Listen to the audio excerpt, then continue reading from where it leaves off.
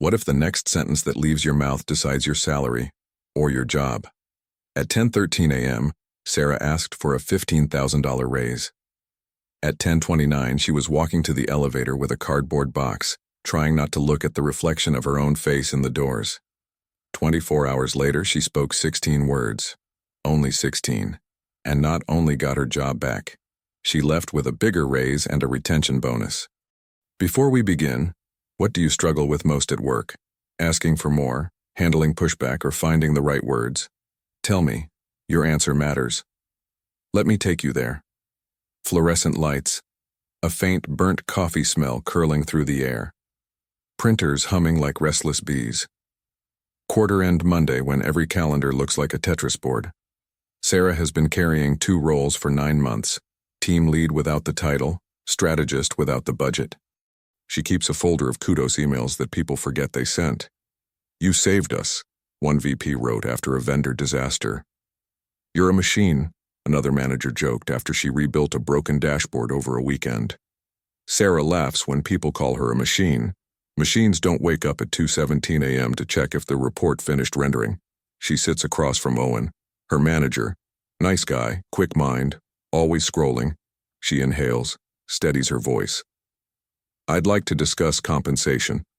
Given my expanded responsibilities, I'm requesting a $15,000 increase." Silence. Owen's eyebrows knit, then flatten. Budget is frozen. "It's only fair," she says too fast. "I'm doing 2 jobs." "Let's pause this," he replies, looking at the table, not at her. 10 minutes later, HR enters. Words blend into a gray weather report. Restructuring, alignment, effective today. By the time the elevator doors close, Sarah is balancing a box on her hip, staring at the carpet, wedding ring cold against cardboard. She doesn't cry until the car hits the parking lot's sunlight. That night she calls me. Her voice is thin at first, then steadier as we talk. "I asked for what I'm worth. I got fired for it." "You didn't get fired for asking," I say. "You got punished for the way the picture looked in their minds. Let's change the picture." We start with something counterintuitive. No defense, no anger, no demand. She writes an email that doesn't argue and doesn't beg. It makes the conversation safe to have. "Read it out loud," I say. She does. "This may sound like I'm challenging decisions you've already made, and it might feel like I'm asking you to bend a frozen budget. Would it be ridiculous to set up a 6-minute call tomorrow so I can understand the constraints you're solving for and ensure any next steps reflect the value we've created this quarter?" She hits send at 8:42 p.m. The reply comes at 8:50. "Let's talk at noon." We prepare. No speeches, no manifestos. A 1-page snapshot of outcomes, nothing the company can argue with because they already praised it. 3 bullets. Reduced vendor costs by 14%, $212,000 saved in Q2. Launched a beta analytics dashboard. Cut weekly reporting time by 6 hours across 9 people. Onboarded 2 new hires. Time to productivity down from 6 weeks to 3. Practice the opening, I say. She breathes. "Before we decide anything about titles or comp, can I sanity check 3 outcomes you've already recognized as wins? If any of this is off, I'll correct it." The noon call begins. Owen's voice is polite but guarded. HR joins quietly, keyboard clicking somewhere. Sarah reads the outcomes like mile markers, not victories. She waits after each one, lets the silence invite a yes. She gets 3 yeses. Then she asks questions designed to pull information, not push need. What budget buckets are available when leadership wants to retain someone who's delivering these outcomes? How can we structure this so it protects your Q4 headcount freeze and keeps these results going?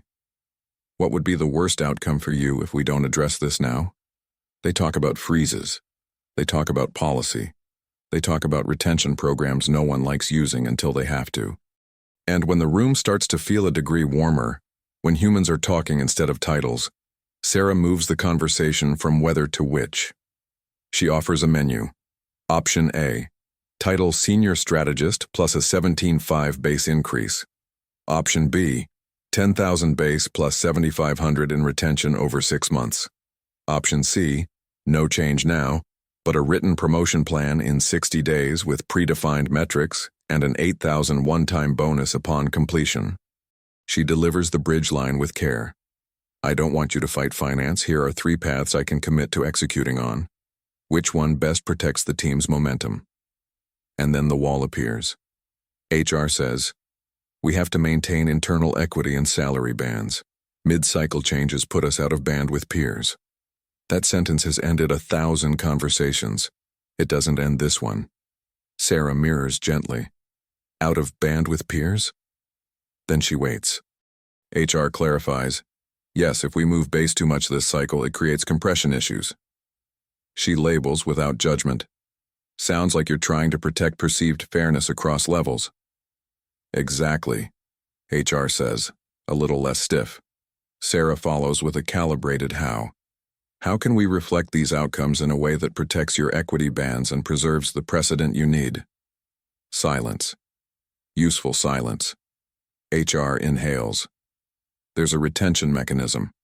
There's also a reclassification path if we can justify scope. Owen adds, almost to himself, we should probably get the scope on paper. The savings and the dashboard justify it.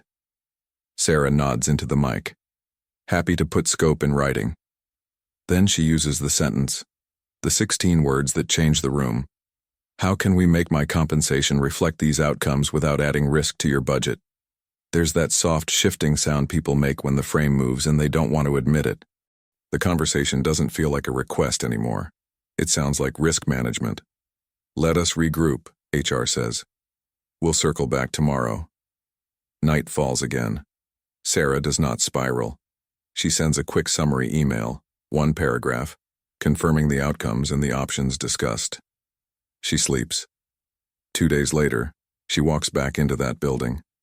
Not as a machine, not as a supplicant, as someone who solves problems. Thanks for coming in, Owen says. He's holding a folder. HR is there, composed. We value what you've done, he begins. Budget remains tight. Completely, Sarah says. The wins we confirmed free up $212,000 this quarter. I want to keep that momentum. How can we align my compensation with those outcomes without adding risk to your budget? HR answers first. We can approve a retention payment, $5,000 now, $5,000 in 6 months, and commit to a comp review next cycle. Sarah mirrors softly. Comp review next cycle? Yes. With a title update, HR says. What would the title be? Senior Strategist. Sounds like you're trying to protect both fairness and policy, Sarah says, and lets the words hang. Exactly. If option B helps, 10,000 base now plus 7,500 retention, we lock retention without breaking policy. Is that workable? Owen glances at HR. The pause stretches. Give us a minute, HR says. Minutes later, they return. The folder opens. Approved. 17.5 base increase effective immediately, senior strategist title, and a $5,000 retention payment this quarter. Sarah exhales through her nose. Thank you. I'll send a 1-pager capturing the metrics we're continuing so you have it for comp files. That's the math. Year 1, 22,500 above where she started. That's the emotion. Steadiness returning to a spine that had been bracing for impact. Here's what Sarah didn't do. She didn't plead fairness. She didn't lead with a number. She didn't push against policy. She made it safe to talk, brought proof of outcomes, investigated constraints, offered a menu, and asked one sentence that aligned self-interest with respect for risk. If you're on your commute right now, try a quick micro-training with me. 3 tiny moves you can practice today. Mirror, label, calibrated how. Your colleague says, we don't have budget. You mirror, don't have budget? Gentle upward tone. They add details you didn't have. You label, sounds like you're juggling a freeze and retention at the same time. They nod. Even on the phone, you'll hear it. You ask, how can we structure this so it preserves your freeze and keeps the outcomes going? You didn't argue. You led. Another one, manager. We're focused on internal equity. You mirror, internal equity? You label, seems like you're protecting bands so peers feel treated fairly. You ask, How do we reflect outcomes without disrupting your bands? If they give you a mechanism, retention, project bonus, reclassification, you've got a path. One more. VP. We can revisit in 6 months. You mirror. 6 months. You label. It sounds like you want to be fair and avoid setting a precedent mid-cycle.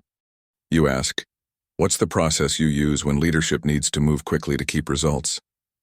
There is almost always a process for exceptions. Make them say it. I want to give you something else. 2 quick snapshots so you can hear this in different worlds. First, a junior analyst, Alex, 19 months into their career, making numbers sing in spreadsheets no one else touches. Alex doesn't say, I need a raise. Alex schedules a 6-minute call with a no-pressure opener. Would it be unreasonable to align on the outcomes you want me doubling down on next quarter? Alex confirms 3 wins, automated a weekly report, cut error rates by 30%, built a QC checklist that saved 2 hours a day for the team. When budget comes up, Alex asks, how can we reflect these outcomes, maybe through a project bonus or title tweak, without adding risk to your budget? Result, a 2,000 spot bonus and a defined skill path to associate analyst with a 3,000 bump in 3 months. Not fireworks, momentum. Second, a mid-level manager, Priya, leading a cross-functional launch. She uses the same rhythm. Safety first, outcomes, constraints, menu, 16 words. Her menu is tuned to leadership's headaches. Option A, reclassification to manager 2 with a 12,000 base increase. Option B, 6,000 now plus a 6,000 milestone bonus at beta. Option C, beta-linked leadership stipend for 3 months with a scheduled comp review. She hears, we can't break salary bands. She mirrors, labels the equity concern and asks, how do we reflect scope so it stays inside your bands? Solution. Milestone bonus plus formal scope letter that triggers reclassification at launch. The words shift the weight. Notice what repeats. You're not asking them to be nice. You're asking them to protect results. You're not selling effort. You're validating outcomes. You're not putting them against finance. You're giving them choices they can defend to finance. If you felt a sting when Sarah said, it's only fair, that's good. Many of us carry that sentence like a talisman. The problem is that fair is a moral judgment, and people defend identity before they discuss numbers. Lead with safety instead of fairness. Let fairness appear later as a byproduct of sound decisions. So, what do you do this week? 2 simple actions. Action 1. Write your 1-page value brief. 3 bullets. Put numbers next to each one. Money saved, time saved, revenue added, risk reduced. If you can't find a number, find a proxy, error rate, cycle time, adoption percentage. Get your manager to confirm those are real. You don't need flowery language. You need receipts. Action 2. Book a 6-minute conversation using a no-oriented ask. Would it be ridiculous to set up a 6-minute call so I can understand the constraints you're solving for and align my work to what matters most next quarter? When you're in that call, remember the rhythm that saved Sarah's job.